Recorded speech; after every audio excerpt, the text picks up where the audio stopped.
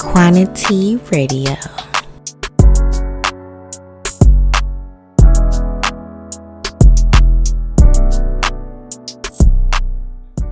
Welcome back to the Quantity Radio podcast, where we talk about everything from love, relationships, spirituality, entertainment, you name it. I'm talking about it, and we're giving you the tea on it. And today, I have a very, very special guest, Miss NiyyaBby Two-Fly. Hello. Okay. How's it going, everybody? It's your girl, NiyyaBby, in the building. Yes. Don't forget the Two-Fly. Period. Follow me on Instagram, NiyyaBby Two-Fly. I'm always Two-Fly. As you can see right now, she is a woman of many hats. I'm talking rapper, dancer, pole fitness, photographer, model. I mean, I can keep going. Period, because we can keep going. I'm a jack of all trades. We can keep going. Yes, so she wears many hats and she does good at all of her jobs. So I had to bring you on. I'm so happy to have you on my show. It's a pleasure for you to be here. So we go back to 7th grade. That part. Yeah. Y'all do the math. Count up them years. Y'all do the math. Yeah, okay. It's 2023 and right now. we, you know what I'm saying? She about to hit her 30s club. I'm in the 30s club. Just do the math. Do the math. Okay, so it's been a while. So I want to start out with an icebreaker question, just to get us up in there, and then we're going to get into the real shit, okay? Period. So I'm going to give it a little shuffle. I can't shuffle, so y'all don't judge me. We just go switch the cards around. So I'm going to pick one. Let's see. If you could only save one, your mother or your significant other, who are you saving and why? You bet not. Well, that deep breath, I was like, you bet not. I don't have one specific significant other, so I'm gonna just save the mom, because you feel me. My mom. It's a couple of them. I'm gonna say the mom. I'm gonna say the mom. I'm gonna say. Mom. Okay. See, now you see what she said. She ain't just got one. We're gonna talk about that. You asked me a question because we're gonna talk about that. Okay, now look, I can't shuffle either. So this split is them, baby. Just split them. Hold on, wait. She goes. Right, I could never do that. We jack dealing at the no. Right, I could never fucking do that. Okay, you'll make me pick my own card. Yeah, pick it and I'm gonna read it. Okay, I'm gonna pick this one. Okay, there you go. Let's see. Tell me about the 3 closest friends and what influences they have on your life. Ooh, let's see. I ain't even got 3 close friends. That's fucked up. Really? I don't. I really would. You gotta tap back in with me. I got friends from 4th grade. So we gotta be tapped in, because I really don't have any 3 close friends, but I do have one close friend. Her name is Crystal. And what has she taught me? She has taught me. I love her, by the way. Yes, Crystal. Shout out to Crystal. She has taught me to speak my mind, because she is the person that just says whatever comes to her mind, filtered, unfiltered. She doesn't care. Like, she's going to say how she feels. And sometimes, like, I kind of might, hold back a little bit. I'm kind of more passive with it, and she's more assertive with it. So she's definitely taught me to be like, nah, say what you got to say. Like, if you don't like something or you feel certain type of way, speak up. That part. And then one of my other friends that just became one of my close friends, her name is Brenda. She was coworker turned friend. She has taught me to keep going and to always stay educated. Like, she's got her degree, she's working in the field that she went to school in. That's dope. She's always studying and looking up stuff. So it's like, okay, always keep yourself educated. And I'm a person that loves to learn anyway. So shout out to Brenda. She's taught me that. So yeah, that's it for me. Okay. Now we could dive on into these questions, you know what I'm saying? So, we started, like I said, at Delta Sierra Middle School. Right. What was that? So it was me, you, Devontae, Jasmine. Devontae, James, Jasmine, Miata. Miata. Yeah, it was Miata, Devontae, James, Jasmine, me, you. There's somebody else too. I feel like we was missing somebody. No, I'm forgetting somebody else. Denise Solorio was in it too. She, oh my gosh, man, she dope. Who else was in our little group? I'm trying to think. It was a couple of people. It was a few people, because but the we were main so ones, versatile. We went to different like groupings. We didn't just stay like in one group. Yeah, it's like, you you over here with this person this day. It's like, we wasn't like, okay, it's just us. Like, I remember there was Quincy and Shaprice. I remember and Quincy. Kevin Moore. And wasn't there a Terrell? Somebody named, was it Oh yeah, Terrell? Remember Terrell with the braids? What's his last name? Terrell. I can't think right Damn, now. I just seen him in a club. Really? I did. I seen him in a club probably some months ago, and he seen me transform into what I am now. Yeah. And he's like, damn, Shania. Like, somebody say my real name. Yeah, like, they know me. you. So I'm like, yeah. Terrell, and you're like, what the fuck? Like, you done, okay, You I done see you. glow. Look at you, You glow, done grown bro. up. You feel me? Because don't get me wrong. I mean, I wasn't ugly in 7th grade or but high you school. like to but I was a transform into tomboy. this. Like, I played basketball. I was into sports. And then, like I stayed with my sister. And like, I was, how will you put it? I was the, I guess you would say, the child that wasn't her child. So, like, she had her own 2 children. So, like, everything that I had was, like, either, like, from the Goodwills, hand-me-down, like, or some shit like that. So, like, it was to the point where, with certain groupings of friends, like, I guess you would say I just felt more open to hang around certain group of friends because they understood, okay, this is the struggle. You was more comfortable. Yeah, like, you know what I'm saying? I think that's more get me. why I just went from hella different groups to find, like, close friends. But Yeah. Devontae and James stayed till the end. Devontae just came to my birthday celebration. I'm so upset I just missed his birthday dinner this past weekend. Yeah. I gave him a whole bunch of birthday posts because I'm always there for his birthday, like every year to pop out. So shout out to Devontae. that part. Shout out to Devontae. Okay. Shout out Tay. Shout out James. Yes, my real ones. I love y'all. Like them was like day ones, and we all doing good and doing our own thing. Right. So shout out to the Delta Sierra crew. Period. Shout out to Delta Shout out to Sierra. Delta Sierra, okay? Because we up. Yeah, Stockton, California. So how was it growing up in Stockton for you? Like, because I know you always put on for Stockton. Like, I'm putting on for 209, Period. for Stockton. You know what I'm saying? And we don't have a lot of people that do that. You know what I'm saying? And you're really like out there pushing the issue. Like, okay, like I got this going for myself. I'm out here doing models. I'm rapping. I'm working my ass off, and I'm repping the 209. Y'all gonna know where I'm from. I'm putting on for the city. So like growing up in Stockton, it was either you in the sports and you're doing this, or it's like you outside and like that gang banging type environment, or hanging with the wrong crowds and stuff. Like, if you look up Stockton, it's not known for nothing too good, you know what I'm saying? So to see you come from our city and flourish the way you are, first of all, I want to say I commend you for that, and I'm so happy for your growth. Shut up. No, for real, I'm a Pisces. You trying to make me cry? Like I just did this makeup. Like, she like, hold on, let me get myself. Okay. No, but for real though, like, you're doing your big one, so shout out to you. But how was it like growing up in Stockton? Honestly, with Stockton, you guys, like, it was kind of hard because you guys don't know, but like when I was younger, my mom had moved me to Lodi.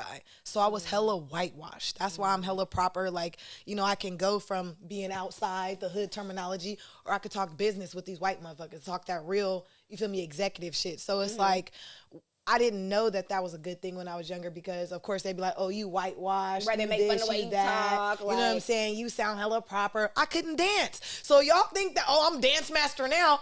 I had white girl rhythm, okay? Literally, I kid you not, I did 4th grade inside of George Washington Elementary in Lodi. And then my mom had moved me out with my sister in Stockton. And she went to go live her life, do her thing. It is what it is. We got past that. I love my mom. But she went to go live her life. She did her thing. I was staying with my sister. And it was hard because it was like, I was hella whitewashing Stockton. Yeah. And then it was like, okay, now I got to meet new people, and no offense, but they're all black. You know what I'm saying? At least, like, I knew, like, okay, fuck it, I'm going to be alone. I ain't no other black people here, at George Washington Elementary, but to be around so many, like, kids. Did you and feel then like you didn't fit in? Yes, I just felt like it was like I was different. So then that's when I met Devontae and James, and Devontae was, like, a major, I guess, like, support system, major jacket, blanket, all of that shit. Like Devontae made sure like when people would talk shit about me or they'd be like, oh, you can't dance, or oh, you sound whitewash, or he'd be like, okay, and don't talk about her. That's my you friend. already know that's my friend. I'll beat your ass. Ooh. You know, so Devontae. I just like I didn't have that fighter spirit like that. Like it took me to grow into like that. I was very much so a pushover. I was very so much the type of person that will let people walk all over me until I had to like grow that backbone. And Devontae had to keep telling me, you need to stop letting people talk to you. You need it. You need it. I'm like, and then finally it took for one girl to like, you know, press me in high school at Bear Creek, and then I don't know, a warrior spirit came out. I beat her motherfucking ass. Devontae was passing out her motherfucking twisties to people around like, woo, got her ass whooped. Remember my sister beat her ass, woo, that was shit. Oh my God. So it was just hella like, I guess you say I just had to like fight, like, you know? And then on top of that too, I wasn't the person that could go out to the parties. My sister was not having it. Like, she was strict. She was not fucking having it at all. And like, I couldn't go to no parties. Mind you, I was on the basketball team. I ran track. I was with BSU. I was part of the drama club. I was always in, you know, in the plays and the acting. I actually got best supporting actress for Bear Creek. It's still in there and stuff. And so I was always like focused, you know, focus and into stuff. Yeah, I think that's why like it made it easier for me to go throughout life now, because like I always had to balance like stuff. And then especially I went to modeling and acting school in Sacramento, John Robert Powers, and that was work in itself. You had to go from basketball practice, then go to modeling and acting class, then come home and do your homework, and then wake up for zero period because you're a TA, and then so you didn't even have time to be in the bullshit. Like, you're go. Like, you know, I got business to handle. Like, I got grades to get. Right. I got basketball practice. So it's like I'm not even in that bullshit that it surrounds Stockton. Exactly. You know what I'm saying? So people would kind of probably like, oh, like being passive. Like, oh, you know, maybe I could pick on her or something like that. You know, kids are just mean like that. So it's like when you grew that backbone, though, they knew like, okay, let me not mess with her. Period. Let me not mess with her because I get my ass whooped and my twisties might be getting passed out. Period. So I love it because I was just about to say, like, how did you gain your confidence? And you just really answered my question, because I'm just like, you're so confident. Like when you walk into like a room or when your presence is there, it's like you know, right? Shania's in the building. Period. Like you know Shania's in the building. So I love that about you. And I was gonna say, like, so when did you start really getting into rapping? Well, it started off with Bear Creek. I was on the basketball team, and we, on like our away games, we have to like sit in the bus for how long? So what are we gonna do?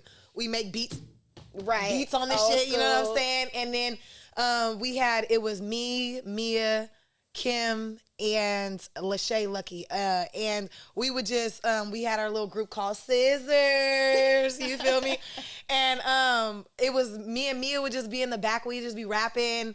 Kim and all them, they be making the beat and shit. And then for our senior night, I had made a rap for everyone. So I talked about what their strong points was, like, okay, Kim shooting threes, like, and then I would just go down the line. I talked about the coach, and then everybody was like, okay, like, you know, that was really good. Like, and I started thinking, like, I'm a poet. I've done poetry since 6th grade. And then my coach was like, you know, poetry is the purest form of rap. So I was just gonna say that. Yep. You know, I mean, if you don't, you know, pan out playing basketball, you could be an artist, you know what I'm saying? And I'm like, and I started thinking to myself, like, yeah, you know what? I mean, I can. I'm gonna do that. And then after that, I just started writing raps. Actually, me and Devontae and this girl Juanita had made a Juanita group. With the big titties? With the big titties, yeah. Shout out Juanita, big titty Nita. Big titty Nita. I remember her brother was fine. Theo, he was fine. He was a bad influence, but he was fine. They was my next door neighbors. It was Devontae upstairs, me downstairs, and Juanita right next door downstairs. So bad. So it was fun. Oh my gosh, Devontae, you are a major part of my life. Devontae is up next. Like, you up next. The fuck? I love you.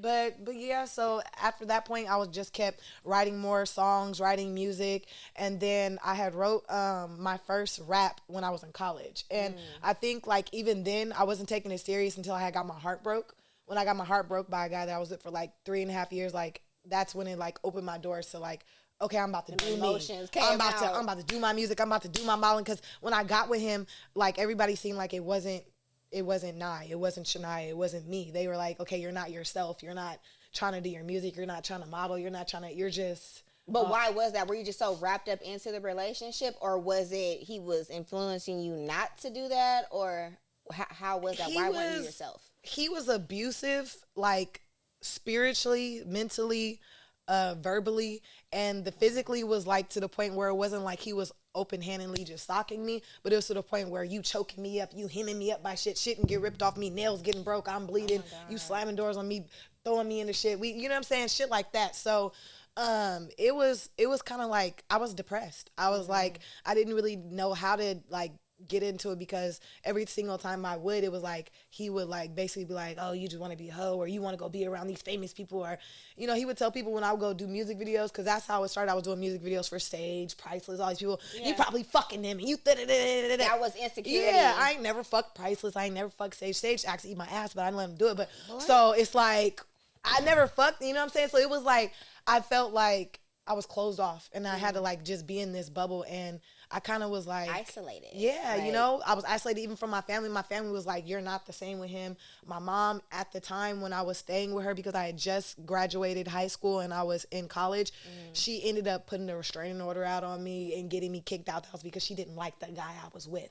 She didn't want him coming over. She didn't want him around her, period. Because she knew what was going on. Right. Yeah. You know what I'm saying? So, you know, it kind of was like time for me to just step out of that box when we finally ended it, you know what I'm saying? And then he became somebody else's headache, you feel me? Yeah. And he's still giving people headaches, and I'm thank God that I didn't stay on that emotional roller coaster, because I know that could have been my life, and I'm like, I don't want it. Yeah, you can't play like that at all. So I'm glad you're out of that situation, and you learn from that situation. You're right about that. Yeah. So, okay, so all those raps you were writing on the basketball team when you was on the bus, you was writing them, or you just freestyling? See, that's the thing. I'm a poet, so everything I do is like written down. If I was to freestyle something, I kid you not, I forget the shit. So what I'll do is I'll be freestyling or something, or say something hella raw, and then my cousin be like, I'm writing it down right now. I got it. I just texted you. I texted to you. And then I'll be like, Cuddy, what the fuck did I just say? I smoked too much weed. Fuck. What did I say? He was like, see, that's why I be telling you, just record while you just freestyling and play around. Voice memo and shit. So, but I'm a poet. I write everything down. And then, you know, I just memorize it and just go hard from there. Like, okay, yeah, because you be spitting. I'm like, if I freestyle, it's goofy. If I freestyle, it's funny as fuck. Like, it's stupid as fuck. Like, but still flowing though. Yeah, but it's just hella goofy. Like, like I don't know. When you write that shit, you girl, I'm like, okay, she going in because you know how to do my research. I was like, I see you out there, girl, and you be doing your thing. So I'm just like, shout out to you again. You know what I'm saying? So, like, well, you kind of answered that already, because you were like, you had so much going on, like going to middle school and high school, juggling all the basketball and doing different things of plays and everything. Because I was going to ask you, like, how is it like staying so busy? Like, you got your hand in a lot of pots. So it's like, how do you organize, and where does sleep come in? Like, where the naps come in? You taking baby naps, hopping back up, like, got a show, you know, like, what you doing? Like, how do you keep up? Like, honestly, I know this might sound crazy, but I read this thing about Pisces that we can run off of 4 hours of sleep. And I didn't believe it was true until, like, I got older and I started realizing, like, when the fuck do I sleep? I just got off at 4 a.m. from my job that I work graveyard. Still working 9 to 5. Yeah, still. Yeah. And then, I ended up, getting in the shower, all the good stuff, getting everything prepared for today, finding my outfit, went to bed at around like 5, 6-ish, and then had to wake back up hella early in the morning, do my baby, get everything ready for the, for the interview. So it's like, I don't know when I sleep. Sometimes I don't sleep. There's been a couple of times where I go 48, 72 hours, sometimes not having no sleep. Wow. And it does be an emotional toll, but I know that, like, I'm not giving up on my dreams. I'm going to keep pushing. So the average person is going to lose sleep if you want to, get to your goals. You know what I'm saying? There's somebody else sleep right now, and there's somebody else working on their fucking dreams. So what do you want to be? You want to be a person that sleep on your dreams, or you want to be the person that's out there fucking grinding for what the fuck you want? That's what I'm talking about. It's like you got put you a little nap in somewhere in there, but like I'm gonna get to the money. I'm gonna get to my dreams. I'm gonna get to the goals. So it's always good to have that mindset. Cause I'm like, when did this girl sleep? Was she always on the go? You know what I'm saying? People have even asked me like, do you do drugs? Do you do coke to keep you up? Like I kid you not, my family has made like I've heard so many rumors about me. I've never done no drugs a day in my life. I'm actually allergic to liquor. I don't even drink hard liquor. I can only do wine and champagne. You feel me? Like the enzymes inside of it will give me like instant alcohol poisoning. I'll be hella sick, throwing up, all the shit. Like the people gonna have to pump my stomach type shit. I'm not. It's not gonna be good. I'm not a drinker. So people be like, "How are you so naturally turned? How you always awake?" God. Mm-hmm. He gave me that spirit. Not everybody has it. He gave it to me, and I'm so thankful that he did. He gave it to you for a reason, right? Because he know the destiny. He like, this is where you finna go. So you gonna need to be, you know what I'm saying? You gonna need to be up so you can get to the bag and get to your dream, right? And you said you were a Pisces.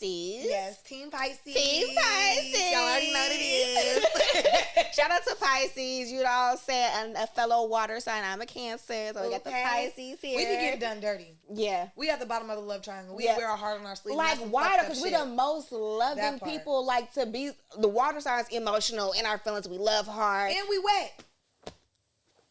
Stop playing. Water signs and we wet. Stop playing. Don't play with us like that. And we the coldest. You know what I'm saying? Why we get done dirty? Right. That's not fair. So tell me one thing about a Pisces. Tell me what's true.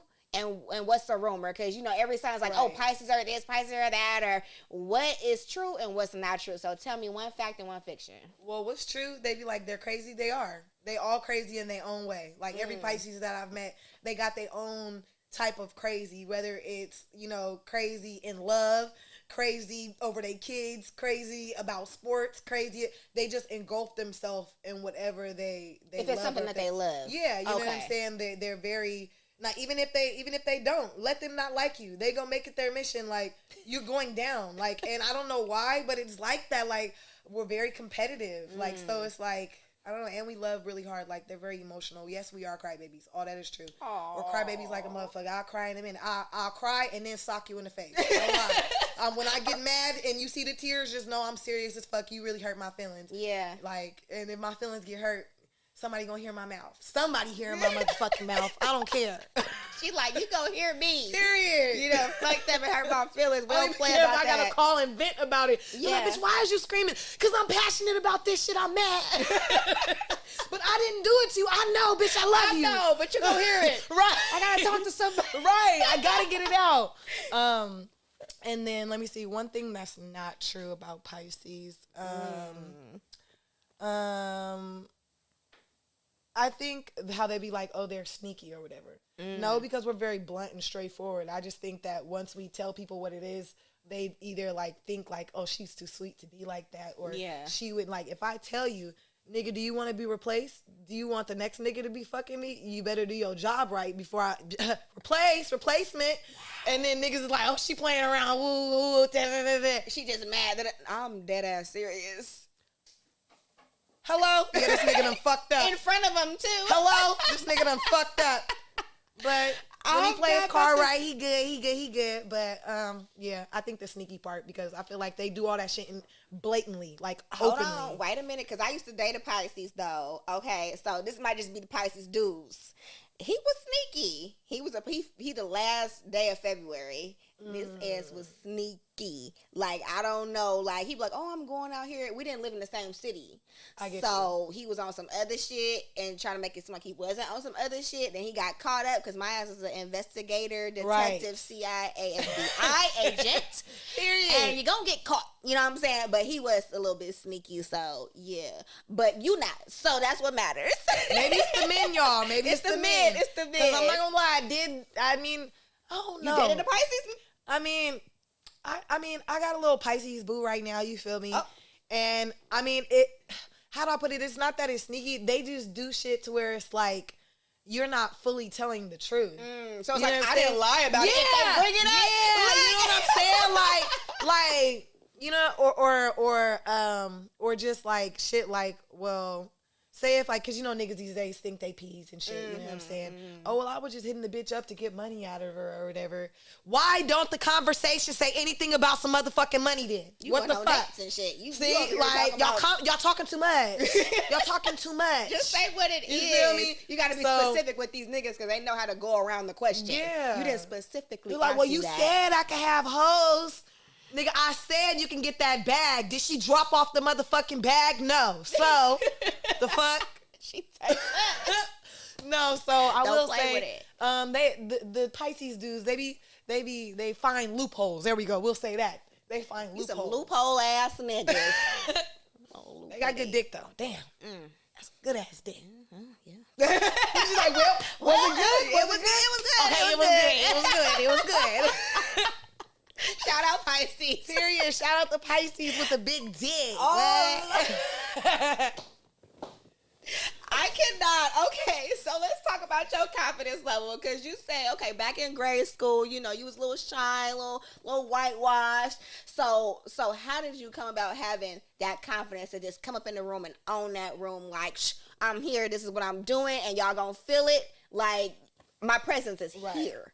Well, first, I was insecure because I was 175 pounds. 170 to 175 pounds. So even when I was in modeling and acting class and shit like that, I had auditions with Disney and hella shit. They didn't want me. They were like, we already got a black kid. Like, they're hella straightforward and cutthroat inside the industry. We already got a black kid. You know, and like basically like you're overweight. You need to lose some weight for the next like audition type shit. So in my mind, I was like, okay, like everything is about this fucking image shit. And then they were telling me, oh, you're only 5'5.5", like a runway is this or whatever, if you really want to, you know, model. And then in my mind, I'm like, when you lose weight, my legs are hella long. They look like I'm super tall. When I have heels on, I'm the height that y'all need me to be. Yeah. So in my mind, I'm like, I'm about to lose weight. I'm about to transform myself. I worked out for a whole year and 7 months. And then I went from 175 to 120. So, and then right now I'm 125, 127, 28 on bad, good day, whatever. So it's like I kept the weight off all these years, and I transformed myself into what like I knew that you know the world would be. Yeah, you know. And even though I know people, if you're happy with your weight and you love you, there's plus size modeling. Don't feel like you can't do that either. But I knew that what I wanted to do, I didn't want to be a plus size model. I knew that my body stature, everything I am, I'm petite. I knew that I could be that if I just work hard at it. So, you know, I had to work out, change myself, and then boom, here I am. She said, boom, here I am, and I'm here to stay. Yeah, okay. Because when you look good, you feel good. Yeah. Like when guys was hitting on me back in the day, it was on the low, and I was their homie. Now I'm bad as fuck, and they looking back like, damn. Like, you try to keep me low key. Yeah. Don't try to approach me bold in public now. Back then, they didn't want me. Now I'm hot. They always say, shout out Mike Jones. Okay. 209-361. Look, will you shut up? Because I knew my shit a number. Right. Hit me. Hit me up, okay? So it's like, because I'm like, my confidence is like, I feel like I'm slowly gaining confidence. I know I be on the internet, you know what I'm saying, and stuff like that, but it's like I had to like work on my confidence within myself because I'm like, outside of the podcast, I'm like kind of passive and like kind of shy, but I've been working on my confidence, I would say, since like beginning of last year, and I'm coming more out there. I'm like, well, shit. I'm like, oh, I'm not gonna wear this unless I'm going here. I'm not gonna do this, or this might be too much, and I'm hella in my head. Do you feel like you backpedaled? Like, because when we were in high school, you didn't give a fuck. I was so just like out there like that, like, so, oh, I'm just say whatever. I felt like I did because I'm not gonna lie, like and that's another reason why I don't have a lot of close female friends because of past trauma. Right. Like I would have female friends back in the day, they was cool, but they would say certain things to like put me down or why you got that on or why you say that or this and that, like hella judgmental. So it was like when I kind of hung around them, I kind of seen like my confidence level dwindle down, and like me being so outspoken. Even my mom was like, you were hella outspoken as a kid, you just said whatever, like, you know, fix your wig or that's what is why this? I can understand like, you got the, you know, the podcast because you were so talkative, you know. So I was like, I had to work on that because I'm like, I let other people, you know, play a role in that. So I'm like, you know what, why am I still dwelling on that? I've figured out the root of that issue. So now I'm like, you know what, fuck that shit. Like, yep, I'm wearing this outfit. I don't care if I'm going to the grocery store or I'm going out and doing this. I'm going to say what's on my mind. Like, you know, so I had to work on my confidence. Like you said, I kind of like backpedal, but now I'm stepping more into it, you know. And shout out to you, because I'm like, even watching you and like your inspiration, I'm like, you know what, shit, I'm about to pop out, right? Like that shit, like I'm popping out, right? And that's literally my job, you guys. Like ever since I was little, I had a dream. God had came to me and he said, if I wanted my dreams to come true when I got older, I had to help other people fulfill their dreams. Throughout my life, the only reason why I've gotten as far as I've gotten is because I've always helped people genuinely, just because that's just who I am. I don't want the blessings in return, but you feel me? They just come. You get what I'm saying? Yeah.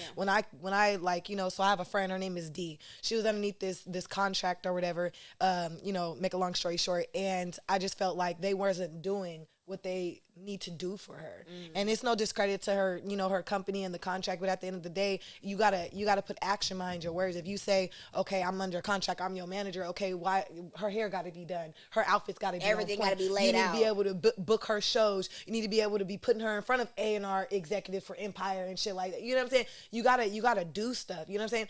She didn't just asked me to just be my manager. Can you do this for me? It was, I seen something in her. You know what I'm saying? We're on a song together. If I'm looking good at the show, bitch, you gotta look good too. So if I go buy you an outfit, bitch, I'm gonna get you one too, because bitch, we gotta look good. The fuck?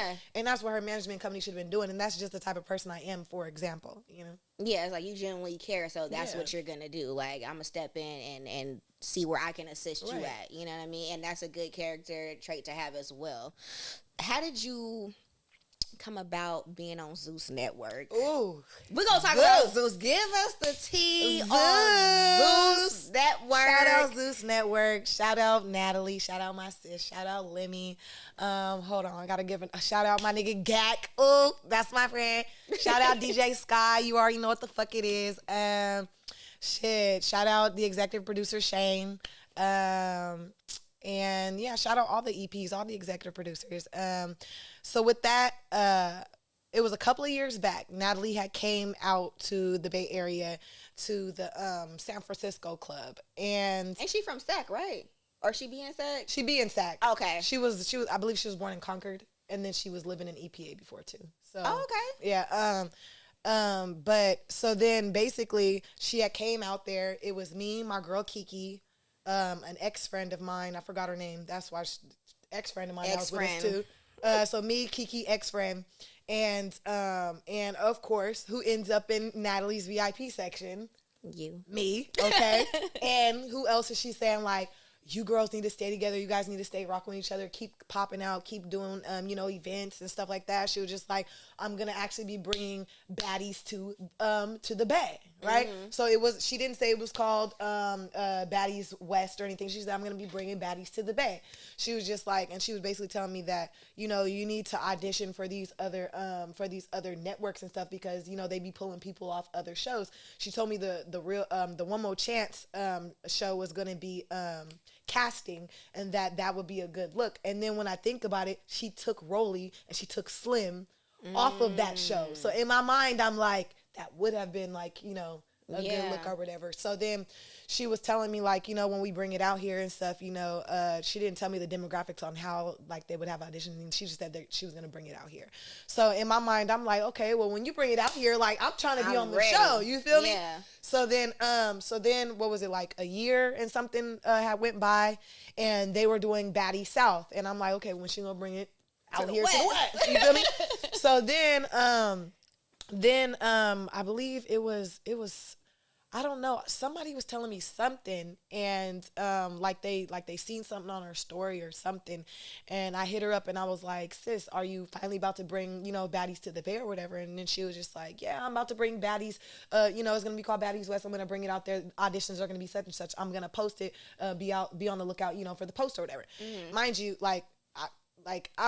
I'm the type of person, like, I always keep receipts just in case. Just in case, yeah, because you never know. Yeah, but it's like, and it's no ill will towards my sis. I love my sis, but at the end of the day, she did tell me that, you know, the auditions was going to be, you know, look out for the post before it was posted. Right. So I sent it to Kiki, like, bitch, you need to come out here from Reno. Hurry up. Auditions about to come up. Woo, woo. Then when my girl Kiki seen the actual post, she seen it before I did. She's like, bitch, you were right. You were telling the truth. Oh my gosh, it is. Da, da, da. I was like, I know. Nat told me. Woo, woo. Yeah. So then when I got to the auditions, it was me, my girl Kiki, our girl Juicy met us up there, my other girl Kiva met us up there, just a whole bunch of, you know, girls met us up there. So when I get there, whatever, I don't know if people know me, but I don't do no motherfucking lines. I'm sorry. Like, no. She like, I don't do lines. I have a real problem with lines. Like, and if I was gonna have to get into a fight over cutting these motherfuckers, I didn't care, because that line was wrapped all the way around the motherfucking everybody building. was trying I to promise get in you, there. it was over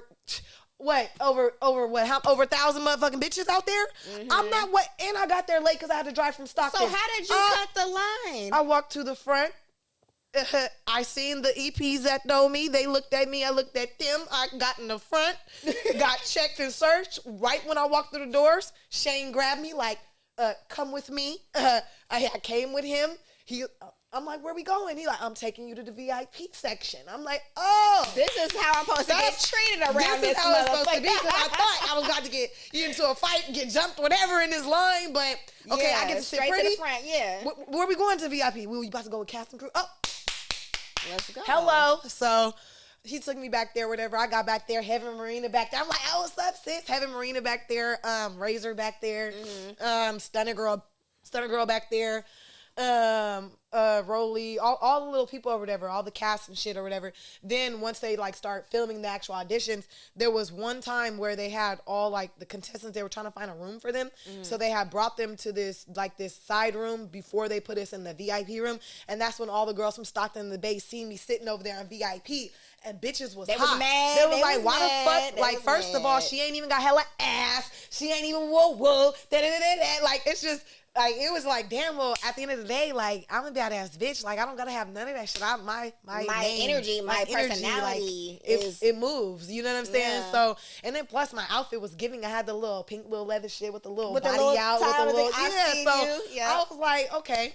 So then they looking and shit like that. A couple of girls came over there and they tried to sit down in the seats. The security snatch them up. You gotta me. yeah, this is the VIP seat, okay? So Oh, then shit. at that point, they noticed that we were like, you know, they were getting mad that we were sitting down. They had to stand up. So that's when they moved us with the cast and crew. And they were just telling us, like, all that fighting and shit that they doing out there, like, them is hyenas out there. Like, y'all classy, y'all not trashy. We got the cute ones back here. We got the whichever ones back there. Whoever Yeah. getting seen out there gonna get seen. If they not, they not. But y'all gonna have y'all time to shine. Ooh. So he's like, play it cute, play it cool back here, and you'll be good. Mind you, it couldn't even be played cute and cool back there because Krishan Eyelash, little nail tech or whatever, came over there trying to start shit with us, talking about, oh, I don't have to audition. I'm Krishan. I could just come over here and just sit in these seats. Go do it. Right. So then she was like, just basically saying like, oh, y'all ain't got nothing on me. And she said something about I eat y'all bitches alive or some shit, right? So I must have lifted up my leg like this, standing straight up. I said, eat me. Right? Just like this, eat me. And she laughed and was like, oh, you funny, bitch. What fine is you? I said, I'm a Pisces. She was like, oh, okay, just like Krishan. Oh, okay, I like you. But then the person sitting next to me, that was the fight that went viral. When Krishan came in, jumping the girl, and the girl was getting dragged, and that's what was going on. And Wait, so the Baddies West, girl, I'm gonna be so lost. So the Baddies West was the Blueface and Krishan show that they were trying to do. no, they had their own show. Oh, okay, but they had were just Crazy in Love. there. No, because Krishan is on Baddies. Oh, she's And- on the Baddies. yeah, Okay, okay. And then, of course, like, Blue's always with her, and he was the judge for the other, the Bad Boys auditions and shit, so it just made sense. And then plus the fans want to see them, so of course he came out. To bring you know, them out, yeah. Okay, so, okay. but yeah, so then, you feel me, the girl says something to the other girl next to me, and the other girl's from Richmond. Boop! Socked her, then they start fighting. Next thing you know, Krishan's nail tech was winning a little bit because the girl like fell and then her bra thingy went down, her titties was out. But then when Krishan came in, I'm like, damn, like she already getting beat up. Krishan started blicking from the side. I'm right there like, no. And in the video, I had on a jacket because it was cold, but you could still see the pink pants. Everybody was like, Shania, bitch, is that you? What the fuck? I Trying was to like, break the fight up. right, Captain Save a girl, Hole. right, and then really, Captain Save a Hole. The girl, they told me to go help the girl put the wig back on in the bathroom and help her fix up her makeup and shit like that. So Yeah. I'm helping the girl and whatnot, and she mad as fuck. You know what I'm saying? So She's a whole bunch. right. So then after that or whatever, they talking about, okay, we're gonna bring you guys in like groups of like 5 or 6 or whatever, and they was like putting us in like they built the whole stage thingy, like that whole whatever it was a set. It was built. So literally it's like you stand in the auditorium and then there's a set right there. Yeah. So we were behind the set and they were like telling us like, okay, well, you guys are going to get ready to go up. You guys are going to get ready to go up. And like we were back there and we could hear a couple of the auditions. We couldn't like literally see it, but we were like hearing it. So then when we went up or whatever, like they cut out a lot of shit or whatever. But my first and foremost thing I told them, like everything I do is for my daughter. My daughter's 3 years old. She's autistic. And I'm trying to, you feel me, like put on. Like I'm trying to better myself. I'm trying to, you know, put financial, you know, wealth and generational wealth, you know, behind my daughter. Like at the end of the day, like people don't know, but with autistic children, there's a lot of stuff that goes into it. They got to be in programs. They got to have classes. They got to have teachers. They got to, you know what I'm saying? Like speech therapy. They got, it's just, it's a lot that goes into it. And that is it's going to be costly. Yeah, there's other, you know, programs that help you, but in general, a child is already costly. You know what I'm saying? So, and I was just letting her know, like, you know, I deal with the regular baddies shit on a regular day basis with the throwing the shit out, fighting and all that shit. At that time, really, when I went to that auditions, I had just got into it with my godmom and my aunt, and I was like going through hella shit, and they had like basically like kicked me out and threw all of my shit on my mom's front lawn, and that's while I'm driving to Oakland. My mom's calling while me you're like on the way. Yeah, my mom's like, your godmom and my twin sister, your auntie, like that, like all of your stuff is just out here. Mind you, I got camera equipment, I got you know what I'm saying, I got my laptop, I got shit that, so in my mind I'm like, I better fucking make these fucking auditions. Right, I better. I'm trying to get the fuck. Right, ASAP. I'm like, cause I'm like, if it wasn't auditions, I would have turned around. But I was like, no, fuck that, I gotta get there. So I'm telling them like what's going on or whatever, and I'm telling them like at the end of the day, like I've always been the person where people gang up on me, and it's always I hate Shania fan club. You know what I'm saying? And then even then people turn into friends. People like hate on me. They see my energy. They see I'm a genuine ass person. They get to know me, and they be like, damn, I feel bad that I didn't like you. You know what I'm saying? Like. So wait, like I know when I watched the audition, you said that, and you said that you were kind of like the black sheep. Yeah, I definitely am. Like, why was it like that? Like, people love to hate Shania. Why do they love to hate Shania? Like, what is it? You're so genuine. You're helpful, supportive, talented, you sweet. Why? Because people that have like a spirit like mine gets under people's spirit that isn't like me. When you have something that someone doesn't have, they don't know why they don't like you. They just don't like you. You know what I'm saying? And I've had people say that, like, you're irritating as fuck. I just don't know why I don't like Shania. I just don't like her. So you don't like that I'm bubbly. You don't like that I'm goofy as fuck. You don't like that I'm myself. You don't like that I could just be wild and free. You don't like that I could just walk out in anything. You don't like that I could walk around looking like a fucking bum 98% of the chance. But that 2%, bitch. That motherfucking 2%, it gets underneath their skin. I'm the type of person, they might want to go up and go talk to somebody, might want to go do a business venture. I'm getting up, hello, hi, how's it going? I'm Niyya. I'm for Stockton. While they in the corner. And you in the corner. You know what I'm saying? Like, it's not my fault that, like, you know, I'm lit as fuck and I'm turned up as fuck. Like, if people, you know, want to be that way, they can find it in themselves to be that way. Step outside your box. Step outside of your comfort zone. Do something out of the norm. You know what I'm saying? Like, have an event, you know what I'm saying? Get dressed up, get dolled up, do a photo shoot. Do something out of the norm to make yourself feel happy. You know what I'm saying? They restricted themselves to just this little area. Step outside of that and you'll see what all you can do and what all you can accomplish. Like, me and my cousin Renee, shout out Renee, I love Renee. That's one of my favorite little cousins. And we just be talking and shit, and she's one of the, excuse me. Sorry. She's one of the main people that that knows, like, damn, family be hating on you. So she be giving me the drops. Yeah, my cousin be giving me the drops. I know what's up. Yeah. So I know I'm the black sheep. I know my name is being brought up amongst the family. I know I'm being chopped up, okay? And it's all lies anyways. And I can tell you the truth. But yeah, so a lot of my family and people like that, they feel like I act like hella like Hollywood, or I act like I'm hella like I'm all that, or I act like I'm Shania. Like no, bruh. I'm y'all family. Like, we could go up together. You feel me? We could go up together. Every single time I had events, I would invite all of my family. Of course, some people got work, some people got kids. I understand. But guess what? I got work and I got kids. So in my mind, I'd be like, you guys can do what you want to do when you want to do it. When you want to. You know what I'm saying? But and I've had certain family members that do come out and support. So certain family members, yes, I fuck with y'all. I really do. But the majority, I just feel like they just don't care for me. You know what I'm saying? Like, and it is what it is, because at the end of the day, I'm still going to be lit. I'm going to still show up just like I did on Easter. Hello. And the ones that's going to talk is going to talk, and the ones that's not is going to... Goodbye, y'all not there. I don't even see you. Yeah. It is what it is. But my mom, of course, she's a Libra, so she's always a peacemaker. She's like, say hi, come out. She hates when I don't come to the family events. She gets upset. Mind you, all my siblings are in their 40s. My mom is hella old. I was a kid that wasn't supposed to happen. So she just be So you the baby of the bunch. I'm the baby. Okay. And it'd be like, damn, how I'm the baby and my old ass cousins, y'all grown and shit. Y'all older than me. Y'all hating on me and shit. And like, they acting childish. that part. Okay. Like, real childish. Real childish. So, Tommy said that you were her favorites. Fuck that bitch. Whoa! Wait a minute! Fuck that bitch. Wait a minute. Fuck that lying ass bitch. just Fuck was her. like, you Fuck said her. I'm Tommy's Tommy, you a favorite. lying ass bitch. I wasn't your favorite. You did that shit for publicity.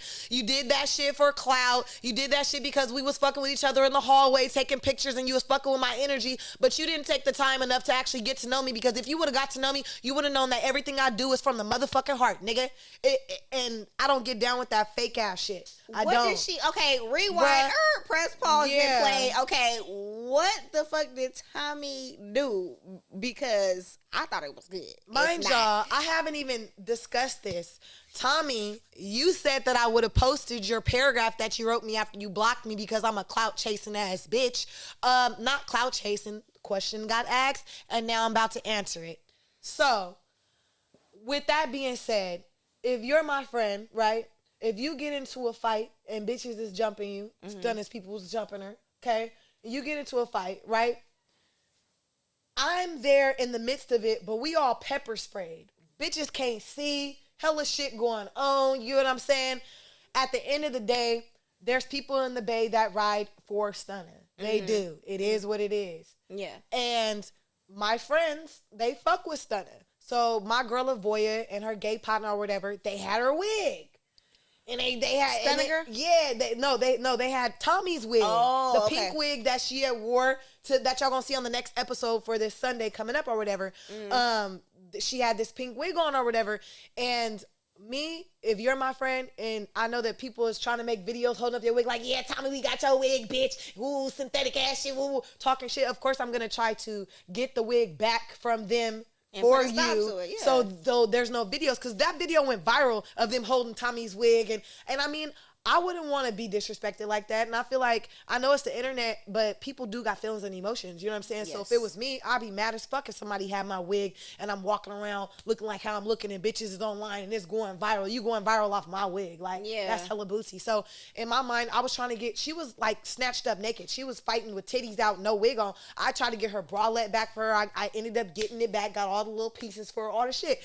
Tried to get her wig, ended up arguing with her people. Her people was, Avoya's gay dude was like, I don't give a fuck. I'm not giving you the wig. Woo, woo. Like, and I was like, literally was like, damn near begging him, like, please, friend, just give me the wig. You don't need the wig. What you gonna do with the wig? What are you don't gonna do need with the it? wig. Just give it back. Just give me the wig. I said, I'm cool with Tommy. Like, it's a sentimental reason. Just give it to me for sentimental purposes. Yeah. It's all right. Woo. I ain't giving shit. I don't give a fuck. Fuck that bitch, Tommy. Woo. Okay, so boom. Then I go to the other people, try to get the bralette, got the bralette back. Woo, woo, woo. I messaged her, tell her, like, I tried to get your shit back. Woo, woo, woo. I got the bralette back. Boom. She never opened the message, never seen it, never nothing, right? Weeks go by. Somebody posted or reshared the video of me trying to get the wig back from the gay boy, because they were recording me trying to get the wig. And then I shared it on my story, and then she finally seen it, and was just like basically saying like, you a broke ass, clout chasing ass, bum ass bitch like the rest of them. And I know you want to hurry up and post this because you're a clout chaser, and something about it was a paragraph. She went in on me. She going Like, in on you when you're trying to help her and get your stuff back. And then she gonna tell me like, no, that's not from no genuine heart. You just like these regular ass bitches. Like, I almost wanted to grab my phone and start reading her exact words. Cause it was to the point where it was like, damn. And then I wrote her a paragraph telling her like, you don't know me like that, but if you was to know me, you would know that everything that I do comes from a genuine place. You know what I'm saying?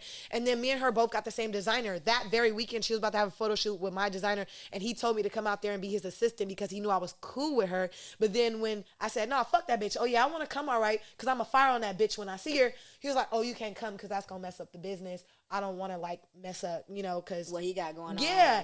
And I understood, you feel me? I'm like, okay, I get it, you feel me? You don't want to mess up your business that you got going on with her or whatever. Because when when he seen the paragraph, I sent it to him first, and he called her and told her, like, that's my girl. Like, she's cool as fuck. Stop. She's not like that or whatever. She said, oh, okay, well, I'll see you Saturday. Just left it as that and then blocked me. So if you, what the fuck? So you write the paragraph, then you block me. You know what I'm saying? Yeah. I just felt like it was hella weird to me because I'm a real ass person. I'm a genuine person. And if my bitch get her shit snatched, I'm going to try to get it for her. You know what I'm saying?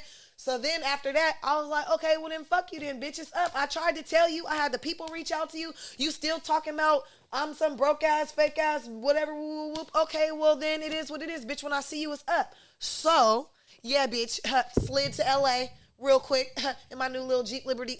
You feel me? Slid real quick. Went to the motherfucking red carpet of Baddies West. And guess what? I ended up working my way up to being the motherfucking, the executive producer's PR assistant. So I was opening up the rope for the motherfuckers to come in. Yeah, yeah. So when I opened the rope and the baddies walked on in, guess who wasn't with them? Tommy wasn't there. And Stunner wasn't with them. But guess what, bitch? You would have got fired on. I don't care when or where. Bitch, it's up. Fuck you. Next question. Oh shit. Okay, yes, let's move on. So you did a fashion show on Basketball Wives. Yes. For the Jackie Christie, and who else was it that was up there? It was Jackie, Duffy, Jen, and it's what is her name? It's on the tip of my tongue. She's hella fine. The chocolate one.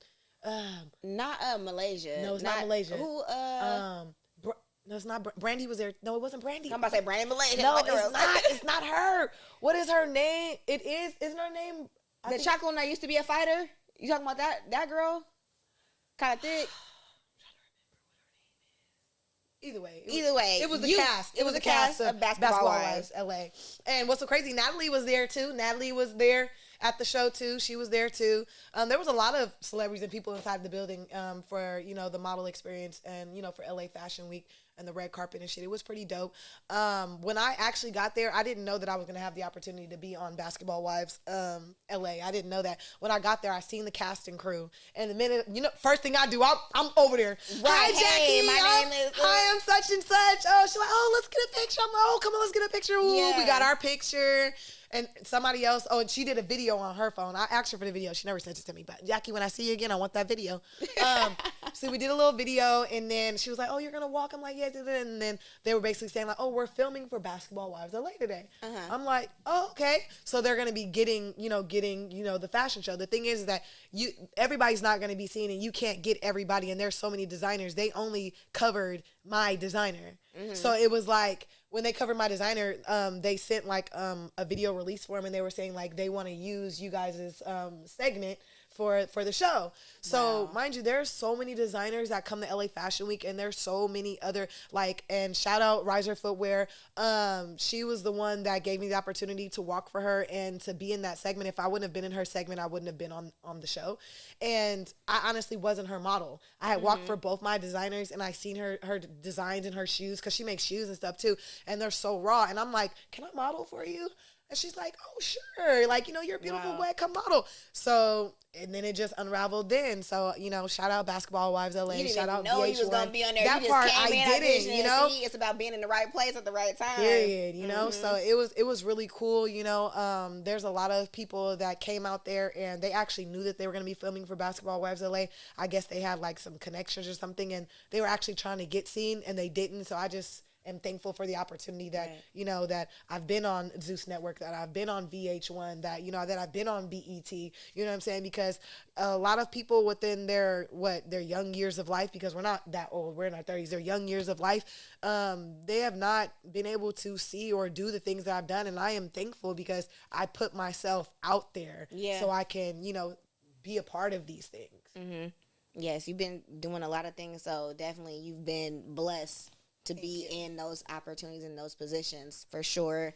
So you also do pole fitness. Yes, right over here off Fremont Street. Come holla at me, ladies, if y'all want a sexy workout. Come meet me at the Combine Pole Fitness Gym, okay? And guess what? Yes, we're going to get that sexy workout in, okay? How did you get into that? Like, you just wanted, like, I want to do pole. Is it something that you were already into, or how did that come about? Well, first it started off, I was a cocktail waitress at Deja Vu out here in Stockton. And I was there for about like 3 years. And then they were changing over management. And one of their managers was like sexually harassing me. And he wanted to get me to be a stripper. And I was telling him like, no, like, you know, I'm young at the time too. Like I'm like probably like fresh 21, just turned 21. And I'm like, oh no, like, I want to be a cocktail waitress because I'm studying to be a bartender. Because through them, you could start bartending there and you can get your license to working with them or whatever. So I was like I wanted to be a bartender. Right. So, in order to be a cocktail waitress at Deja Vu, you have to know the stage show. Like, you have to do pole tricks and to entertain the crowd while the dancers are getting ready and before they do their lineup and their walkthrough where they walk out and show all the dancers. So, basically, I would see all the cocktail waitresses, and there was this one girl, Callie, fine little Asian little short bitch, but mean as fuck, just mean as shit. She was a Cambodian or like it was something that she was, and she fine though, fine, short, thick, tattoos up the thigh. She knew all the fucking pole work, but she was a bitch. She was so mean. I would ask her every day, like, can you teach me how do you do that? And she's like, no. When you got hired here, you were already expected to know pole tricks. That's what we do on the halftime show. Like, you know what I'm saying? Like, and mind you, so then I just started watching her, watching other girls, getting up there, falling down, figuring it out on myself, you know? Yeah. And then after that, I was trying to, like, sue the manager or whatever for the sexual harassment. And then it was, like, admissible in court because the contract that you sign is basically saying, like, you're subjected to, like, for whatever, because that's that type of environment that, you know what I'm saying? Right. So they had already had somebody try to sue them, and it didn't work out. So they already knew like it wasn't gonna work out for me. So they put me on this leave, and then when it didn't like pan out, the court didn't pan out. When I came in that day off of leave, they gave me my last check. Wow. So then I got hella bills. I'm living by myself. I got a car at that time. I'm having to like pay bills. And when you're a cocktail waitress, you make just as much as a stripper because these niggas want you to be a stripper. They see you and they like, damn, I want you, right? You know what I'm saying? Yeah. They giving you drinks. You get them drunk enough, they tipping you. You feel me? So I had big bills and I had to like make money. So then I went out to San Francisco. I started stripping and stuff, and I started dancing. And then I just started like I went to Sunnyvale. I started dancing at Brass Rail. That's when I met like a couple of dancers that I still fuck with till this day, you know, and I just started like just venturing out into the stripper world. And then once I actually had my child, my baby daddy was using that shit in courts, and he was trying to take my child away from me. Against you. And my ex girlfriend at the time, she had gave him information, and it was on court document paperwork. So yes, you're a rat. Yes, you're a snitch, and you know who you are. And she probably gonna watch your podcast. And I seen all the paperwork with your name on it. So yeah. And she tried to get my daughter taken away from me. Had some false accusations. Had all of our videos, pictures of us stripping and shit like that. And then my baby daddy got the information from her. And you know, and he, it was to a point where I had to stop stripping because they literally like they gave me visitations to see my child. Because of that. You know what I'm saying? And he had already kidnapped her, and I was trying to get her back from him because he signed the birth certificate, and because that's her father. They let it slide. Yeah, it wasn't kidnapping. You just technically don't know where your child is. She's with her father type shit. So then when I finally am like getting everything together, I'm like, fuck it. Like, I'm gonna quit dancing. Like, I know I'm getting hella money. Like, it's paying for my music. It's paying for my studio. It's paying for my cars. It's doing all the shit that it's supposed to do. Like, my daughter is more important. And mind you, I was living in LA when I conceived her. So he was still in LA in the house that I left when I moved back to Stockton.